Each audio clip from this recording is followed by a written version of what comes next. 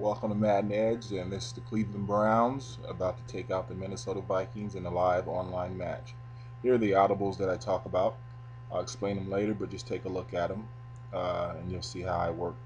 Out of just the audibles, 5 plays on each side, offense and defense, and we'll explain them more. But here we go.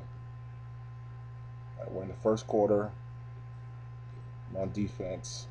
Not sure which one I'm going to pick here, but I'll talk you to it as we go. And this is the strong safety blitz. You'll see here everybody's manned up, and we got a free corner if that back leaves out, and he does, and there's pressure. Now when you're playing with a team that is not there's another pressure. This time he gets to.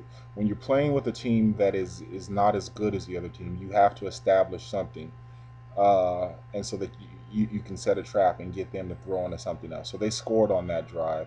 Obviously don't have time to show, but here I'm going to establish this toss. And there's about 5, 6, 7, 8, 9. I'm going to establish this toss so much so that I can open up other things, as you'll see. They scored 7-0, as you can see, but I did establish on defense that I was going to bring the pressure, and later I'll get them to throw into some zones. Here we are here after establishing the toss. As you'll see, and we get the back. Also on that play, you can hit the slot receiver pretty regularly, because if you're establishing that toss, then you're going to get the backers cheating out there and everybody going out there, and therefore if you have a pretty decent receiver, you can get that slot receiver going across the middle real quick. Here you see it's a twins formation out there, and what I do often is I switch those receivers with tight ends when I'm going to block, when I'm going to run. Right now I'm in a big formation, so I'm probably going to be running. You don't want to throw to some guys with no hands, and there's a good block there by the tight end. And this is frustrating because if you play the run, I could always, now let's just say you're using somebody like a Tony Gonzalez or a Gates, and there's somebody you can put out there in that slot, and he can block, or you can throw, so it opens up your offense. But with Cleveland, you pretty much have to do one or the other, run or pass with this offense. And here's another way, and you can see the slot about to go for the out, and it should be open. I'm going to do it again, but it should be open because I've been establishing that toss. So maybe you'll get a backer blitzing, and if the help outside takes the inside slot, then you got one-on-one deep when you run that play. So you're just establishing that left toss. So here we are, and that's just a typical West Coast play, and that is also set up by the toss. Later I'll, do some different things, but until they stop it, do it. Just keep football simple. And as you saw in the audibles, I have passes that can go left. Here's one where we got the outside receiver dragging across. Let's see if I hit him. I'm late, but you saw he was open. And that's just to keep him honest. And I did not score, and their ball. Don't let the score fool you. Football's about staying patient and learning from the tendencies of the other persons, and you kind of want to create the tendencies. Like, one thing's for sure at this point, I know that he's not going to have time to make a lot of decisions. That's one thing that I know for sure, based on how I'm playing him. I'm probably going to do the strong safety blitz. You see how I flipped it? And what I'm doing is anticipating that he'll be free on this side, the blitzer on the left side. You see that arrow coming in? And I'm right. Let's see what happens. And we get through. And you can flip that strong safety blitz.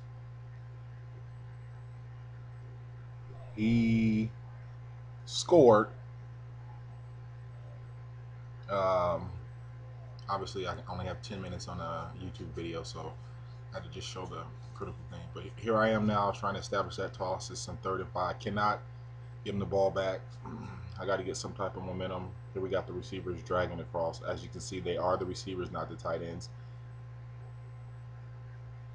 And we got Cribs.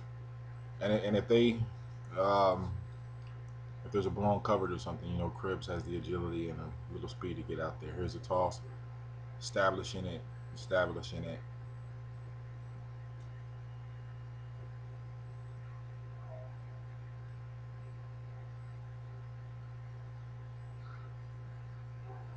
Another toss. Or we're going across. Let's see. Tossing again. He has 3 people out there. Obviously, the tight ends are in there for blocking purposes. We broke one off. We're right back into the game. 14-7. And they got down here. Soft zone. I tried to catch him. He did end up scoring, though. It's 21-7, and we got to make our comeback. So we're throwing a little more, but by now I've ran on 3rd down, I've ran on 3rd and long, and so now he's going to be playing that toss. And we're just working the middle now. Got to keep it close. Toss. Got the tight ends out there. We're going to cut it in. And the good thing about that play is if they over pursue outside with those big blockers, you could always cut it back in and pick up 5 or 6. If they play it straight, you can bounce it out. So pretty much unstoppable if you have the good blocking tight ends in there. Or like I said, you can substitute like a Gates or something. Here's the fullback, and they weren't expecting that at all because we've been going left all the time. There we go, 21-14. We got the zone, we got the flats. And at this point in time, he has brought in Tavares Jackson, and there's the fumble. Now, what I want to tell you is that when they bring in that that running quarterback, you want to do 9 times out of 10 he's not very accurate. So like, let's see, I'm probably spying right now. Watch the tackle that I'm on. Let's see if I spy him. I move.